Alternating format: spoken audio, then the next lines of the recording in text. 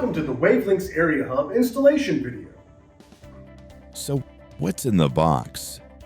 You'll find instructions along with the Area Hub. To install the Area Hub, you'll need to remove the lower plate by sliding it apart. The lower plate could then be mounted to a wall in an electrical room, for example. After mounting the base plate, slide the Area Hub back into place.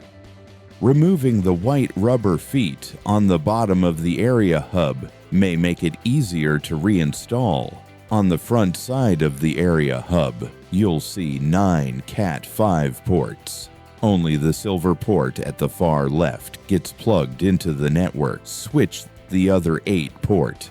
We'll have WaveLinx CAT devices wired in a daisy chain with an inline terminator installed on the last device coming from the field that go back to the individual rooms.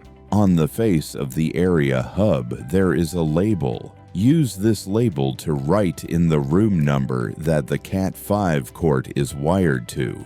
Pressing and holding the Identify button for 2 seconds will cause all the WaveLinx CAT devices connected to the Area Hub to blink, so they could be identified. Pressing and holding the recessed reset button for 12 seconds will cause the Area Hub to factory reset. If you have an Area Hub on your job, then you're also gonna have a WAH or WaveLinx Area Controller.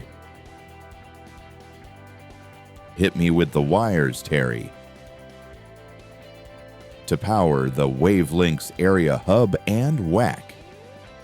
Hit me again, Terry. Plug them into the appropriate power over Ethernet network switch port.